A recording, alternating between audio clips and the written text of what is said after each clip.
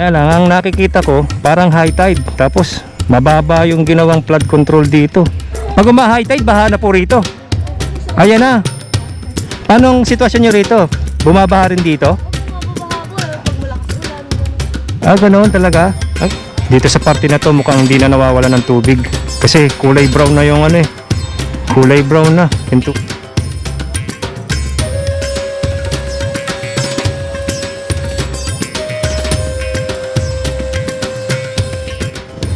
Well, hello mga ka-adventure. Nandito tayo ngayon sa may Iba Oeste, no? Dito sa may tulay, ito. Nandito sa may MacArthur Highway, dito sa Kalumpit, Bulacan. Makikita nyo rito sa kaliwa ko, ito yung ginagawang tulay rito. Ngayon, ang iba-vlog natin, yung nire-request ng isang viewers natin na si brother Michael, not James, na tiga Damam, ano? Brother Mike. Yan, tiga Damam. Shoutout sa'yo. Ito yung nire-request mo na punta natin yung Barangay Iba Oeste. Doon sa kabila, Iba Este. Pero dito yung pupunta natin, Iba Oeste. Yung nire-request ni Brother Mike. Alamin natin kung nilulubog daw. Yun yung nire-request niya. Hindi ko alam kung alin dito yung nilulubog na lugar, pero itutur na lang natin kayo, ano. Tara, punta natin ngayon yung sinasabi ni Brother Mike, kung alin dito sa lugar ng Iba Oeste ang nilulubog. At kung bago lang din kayo sa ating channel, don't forget to like, share, and subscribe. Crazy Adventure. At ngayon ay Monday, June 15. Medyo mainit na, ano. Kagagaling lang natin doon sa ano, Barangay Bugyon. At eto naman, pupunta natin tong Iba Oeste na nire-request ni Brother Mike from Damam. Ayan, tara, let's go. Yan, di bali dito tayo dadaan. May ginagawang ano rito eh, PNR project dito. Yan, kaya ganito ang itsura dito. Ito na yung ginagawang pinakatulay ng PNR. Ito, lapad, no? Laki na. Marami ng bayang natanggal dyan. Papasok na tayo ng Barangay Iba Oeste sa Kalumpit, Bulacan. Taas din itong tubig na to, ah. Alamin natin, sinasabi niya kasi kung nilulubog daw. Ayan, makikita nyo naman dito yung bahay na yan, oh, meron ng tubig, oh. Kasi halos nasa tabing ilog na. Pero ang pagkakaalam ko, nilulubog din ito ng malalim, itong Barangay Iba Oeste. Sa ngayon kasi medyo maganda panahon, kahit na ano pa lang, kasi June pa lang, mag-umpisa pa lang ang tag-ulan.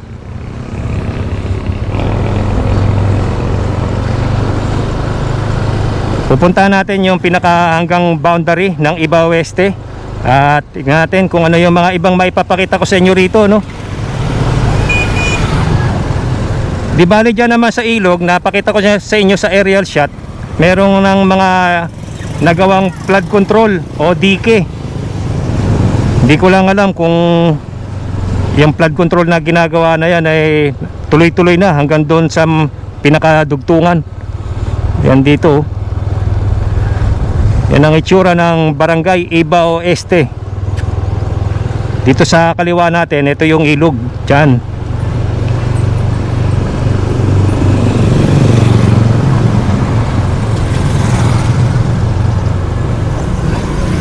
Madadaanan natin dito yung San Isidro Labrador Chapel.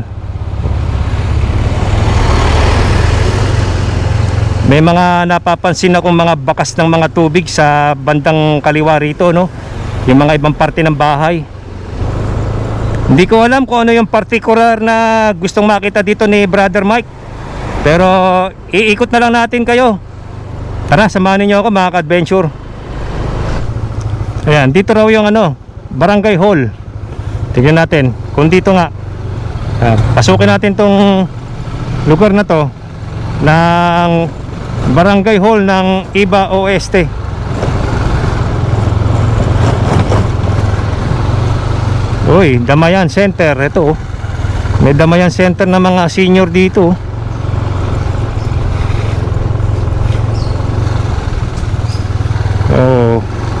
Wow, ang ganda ng mga bahay rito sa loob, ano?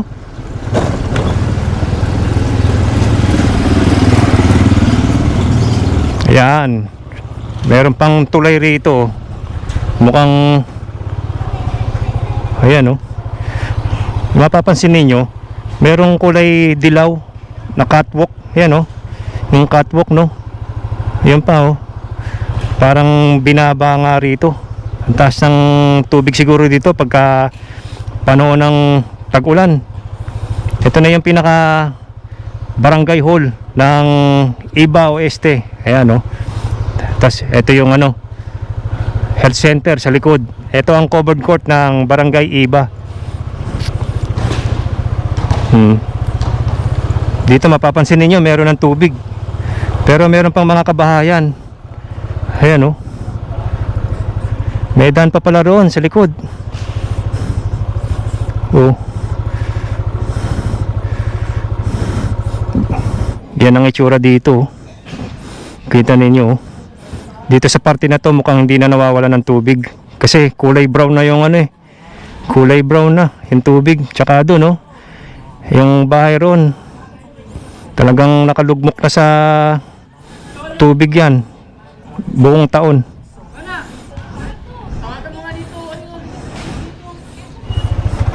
Tala. Yan, ito yung parte ng Iba Oeste na binabaha rito.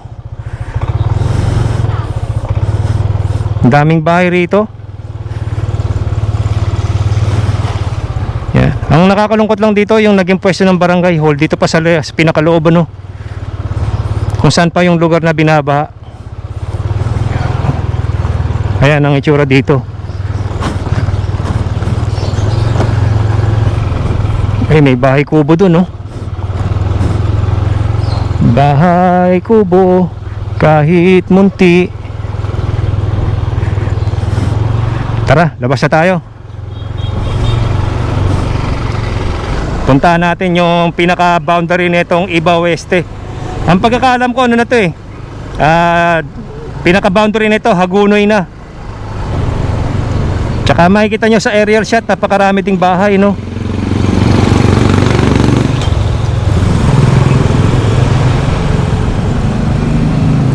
Ayan, welcome, Barangay Iba Oeste, Kalumpit, Bulacan. Oh. Saan tayo papasok dito? Tara, diretso pa tayo.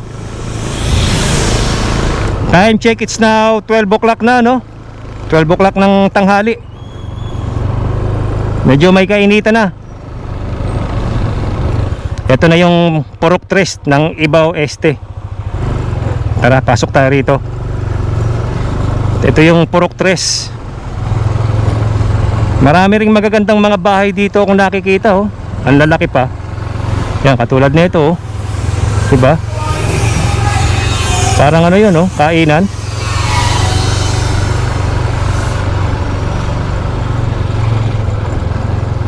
Sana merong daan dito na makalusot tayo doon sa kabila. Ayun oh. Diba? Ang daming magagandang bahay rito.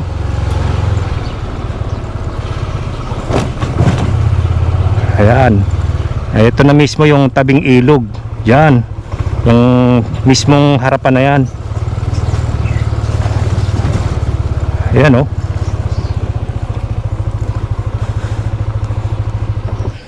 Oh. Ito na mismo yung tabing ilog. Oh. Kaya lang ang nakikita ko parang high tide. Tapos mababa yung ginawang flood control dito. Halos isang dangkal na lang aapaw na yung ilog oh, papunta rito sa mga kabahayan oh. Doon din sa kabila oh, nakikita ko baba rin ng ano ng flood control. Kasi talagang ang isang ano rito nakikita kong solusyon, dapat ma-dredging talaga yung ilog na yan. Napakababaw.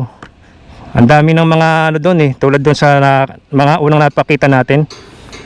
Ang bababaw na yung ilog na yan, kaya madalas umaapaw na yung tubig sa mga kabahayan ano, sa mga kalapit lugar. Yan ang sitwasyon dyan.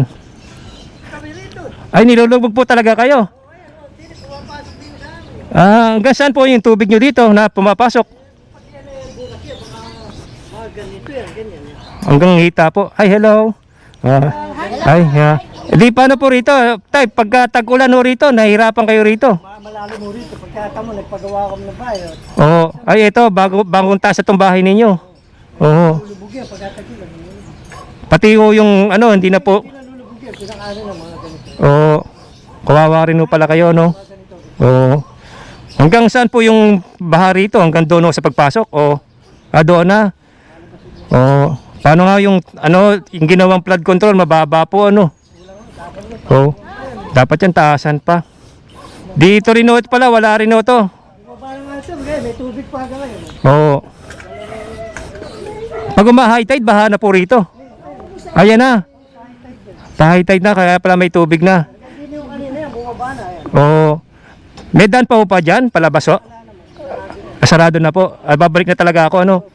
Oo. Ayan o.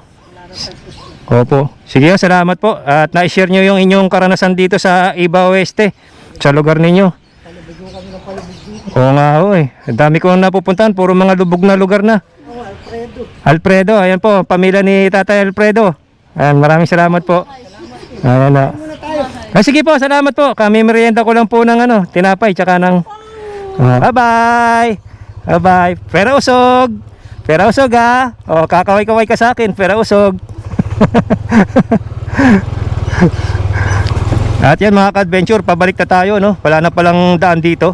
At least naipakita ko sa inyo na itong dinadaanan natin ngayon, sabi nga ni Tatay Alfredo, lubog lahat ito sa tubig pag panahon ng bagyo at sinabayan pa ng high tide. Kasi nga naman yung naipakita ko sa inyo, no, na napakababa nung ginawang flood control.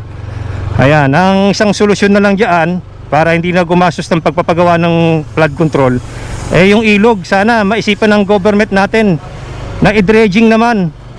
Dito tayo ngayon. At least may naipakita ako sa gustong i-request ni brother Mike na kung binabaha pa, no. Dito sa makikita ninyo, parang bagong gawa itong kalsada, oh.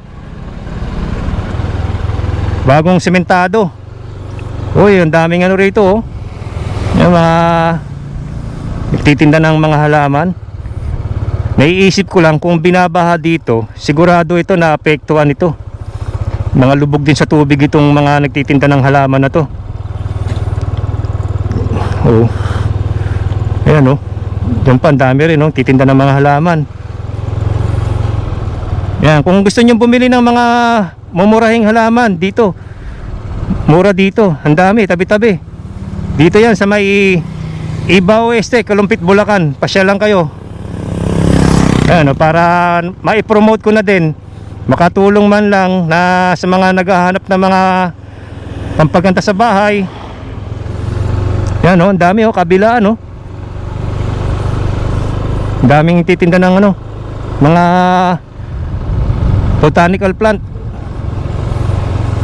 Oh, kabilaan, oh.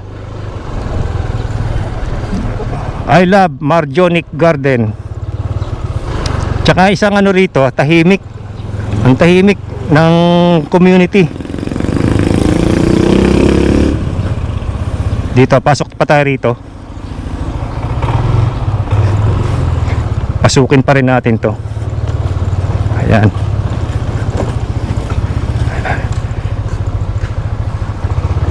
Ayan. Sakop pa rin dito ng Iba Oeste. Hanggang dito may nagtitinda pa rin ng halaman, oh. Ang dami pala rito nagtitinda ng halaman. Uy, ang ganda ng bahay. Kadiretsoy natin to. Tignan natin kung anong makikita natin dito.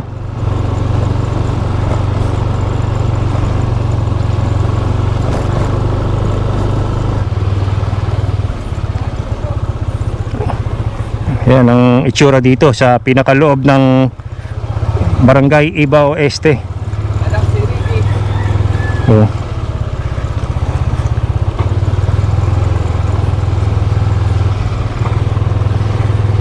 Maraming magaganda ring mga bahay dito, no? Yan, oh, lalo to, ang laki, oh. So, ito pa, oh. Maraming mga mayayaman dito sa Barangay Iba Oeste. Shoutout sa mga taga Iba Oeste. Yan, oh. Tapos ito yung kanilang ano rito, no, elementary school ng Iba Oeste. Dito pala sa loob naka-location yan. Kaya lang parang walang pasok ngayon, araw ng Lunes, o baka hindi pa regular class. O kita nyo, ang ganda ng bahay, no? Yan yung mga disenyo ng mga sinaunang bahay, oh. Ang ganda. Hindi ko lang alam kung makakalusot tayo pabalik doon sa main road.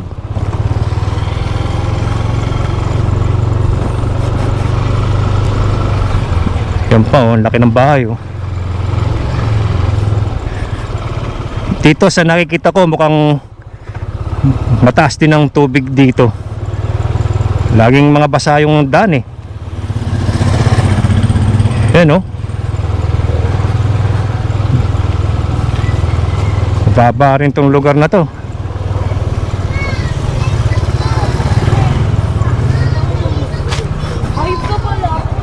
Oh, yun, doon, may daan doon. Kadiretsuhin pa natin to. Kasi wala naman tayo maipapakita ron sa main road. At least dito, naipapakita ko tong itsura ng loob ng barangay Iba Oeste. Yung pinaka real life. Yung reality ng mga lokal dito. Tabi-tabi na rin pala yung mga kwan dito, no? Ang dami na rin community, ang dami ng residente. Halos tabi-tabi na. Yung iba, halos dingding na lang. Nagkakadikit-dikit na yung mga bahay rito. Dingding na lang ang pagitan. Oh. Yan, oh, to lumang bahay na rin, oh.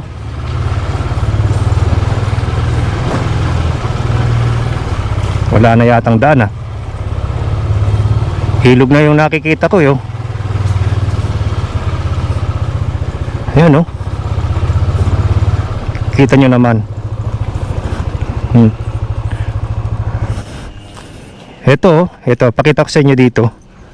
Ayan. Mainam pa rito, mataas-taas pa yung flood control na ginawa. Oh.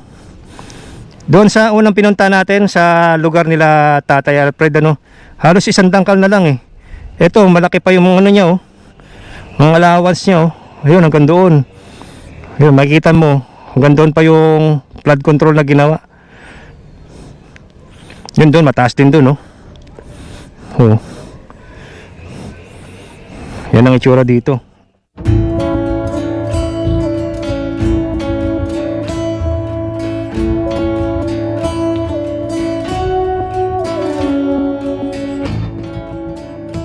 Ang Barangay Iba Oeste ay isa sa 29 na barangay sa bayan ng Kalumpit, Bulacan. Ang pangalang Iba ay nagmula sa masaganang pagtubo ng puno ng iba o kilala rin bilang kamyas o balimbi sa lugar noong unang panahon. Ang salitang Kastila na Oeste naman ay nangangahulugang kanluran na idinagdag upang tukuyin ang bahagi ng pamayanan na nasa kanlurang bahagi at mahiwalay ito sa katabing baryo na Iba Este. Ang Kalumpit ay isa sa mga pinakamatandang pamayanan sa Bulacan na naging sentro ng Kristyanismo noong taong 1572. Ang mga naunang misyonerong Agustinian ay nagtatag ng mga pamayanan sa paligid ng ilog at kabayanan. Ang Iba Oeste ay nagsilbi bilang isang sa mga tradisyonal na pamayanan na nakapalibot sa sentro ng bayan. Mula sa isang simpleng pamayanan ng sakahan at ilog, ang lugar ay unti-unting naging urbanisado. Sa kasalukuyan, ito ang barangay na may pinakamalaking populasyon sa buong munisipalidad. Ang Iba Oeste ay dinaraanan ng mga pangunahing kalsada tulad ng MacArthur Highway na nag-uugnay rito sa iba pang bayan at nagpapabilis ng kalakalan at transportasyon.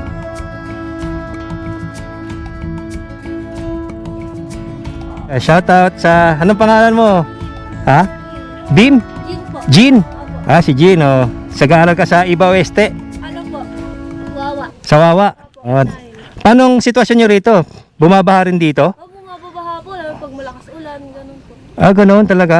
Hanggang saan ang tubig niyan? Hindi na makakaano? Minsan po dito, pero dito po talaga kadalasan mga talampakan lang. Hanggang talampakan lang? Ah, dito medyo mababaw pa. Hindi tulad doon sa mga naunang dadaanan ko. Malalim lang. Malalim na doon. Ayun. Pero dito, okay pa rito. Nakakadaan pa dyan. Opo, mayroon po yun mga shortcut. Oh. Pero hindi na motor, hindi na makakadaan. Kaya naman po. Kaya? Huwag lang po dito sa isa dito. Oh, ayan. Oh, shoutout kay Jean. Ayan, oh, mag-aaral ka mabuti ha. Oh, ayan. Salamat. At yan mga ka-adventure. Sarap lang tumambay dito. Ang presko ng hangin. At dito pala, makikita ninyo sa aerial shot, napakarami pa palang bahay dyan sa tabing ilog na nakatira. Puro mga bahayan, kabahayan. Ganoon din dito sa kabila, tabing ilog. Kaya napaka-importante nang meron talagang flood control na dito. Ayan, oh. Mukhang palo tide kasi nakikita ko yung mga water plant papalabas ng dagat. Ayan, oh. Kaya tara, lalabas na tayo rito. Babalik na tayo doon sa pinanggalingan natin. Sabi kasi nung estudyante kanina na nakausap natin, si Jean, meron daw daan dyan. Kaya lang, hindi na natin sasapalaran kasi baka mahirapan lang tayo. Kaya babalik tayo sa main road. Lalabas na tayo rito. At least naipakita ko sa inyo rito, no, yung pinakakalagayan dito sa loob ng Barangay Iba Oeste. Dito yan sa Kalumpit, Bulacan. Mabuti raw dito, hindi masyadong mataas ang tubig pag bumabaha. Sabi ni Jean. Hindi tulad doon sa unang napunta natin, doon sa lugar nila Tatay Alfred, hanggang tuhod ang tubig. Kaya swerte pa to pag panahon ng tag-ulan. Kaya pang lumabas ang mga tao at mga ibang sasakyan, Ano pala dito? Parokya ng San Antonio. Yan, labas na tayo rito mga ka-adventure. Balik na tayo sa main road. Nakaka-interesado rin talaga kapag yung nakakapunta ka sa isang lugar na hindi mo kabisado, pero tapos ganito yung kalagayan na makikita mo, yung nakakabahala talaga kasi yung kondisyon ng mga lugar. Kaya kung ang kinalalagyan ng lugar mo ay maganda at mataas, hindi nilulubog, pinagpala ka na nun. Swerte ka na kung di ka nakakaranas ng pagbaha pagka panahon ng bagyuhan. Pag ito, dinire-diretso nyo na to, papunta na to ng Hagunoy, Bulacan. Yan, dyan sa kanan natin, makikita ninyo na halos puro katubigan na, sayang yung lugar na yan, hindi na napakinabangan. Ito na yata ang Purok 5, Purok 5 ng Barangay Iba Oeste. Ayan, may daan kaya rito. May maliit na chapel dito, Santa Cruz Chapel. Tingnan natin kung alam mo naman tayo, mahilig tayong magpapasok sa mga sulok-sulok, kasulok-sulukan ng isang lugar para lang meron akong ibigay sa inyong update. Dami ring magandang bahay dito. Ito na yung pinakadulo, wala na palang daan. Ayan, makikita nyo rito, napakalawak yan, puro na katubigan yan. Yan ang itsura dito sa pinakadulo. Doon may bahay pa nga doon, sa pinakadulo, sa kabila. Ang lawak niya, kung isipin mo, napakalaking lugar na yan na hindi na napapakinabangan. Napakalaki, sayang lang. Hindi ako magkakamali, yung iba dyan, dating bukid yan. Pero ngayon, kita nyo naman. Tara, let's go. Medyo mainit na. Daming bunga ng mangga, mga hinog na, nahuhulog na. Sasawa na siguro yung may-ari kumain ng mangga. Dito nga, kinakain na lang ng manok yung mga ibang hinog na nahuhulog. At eto na mga ka-adventure, papalabas na tayo. Ito na yung di bali pinaka-boundary ng Kalumpit, Bulacan at ng Hagonoy. Ayan, ito na. Tara, pakita ko pa sa inyo, no? Konting silip lang. Oh. Luma na ng simbahan dito. Yan, Barangay Iba, Hagonoy, Bulacan. Ito ang simbahan ng Barangay Iba.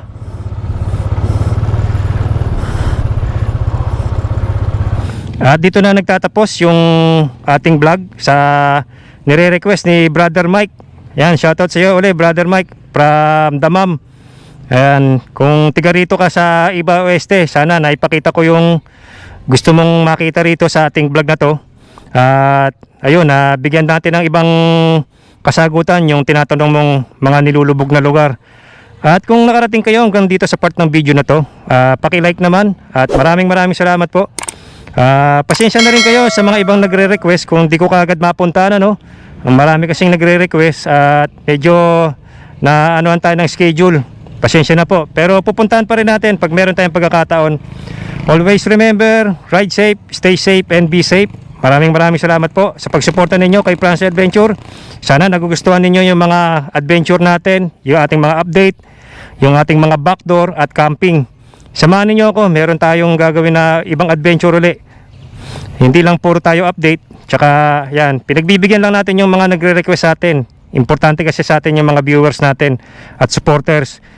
Kaya po nandito si France Adventure dahil po sa inyo. At maraming salamat po muli. Ingat po kayo, God bless. See you again.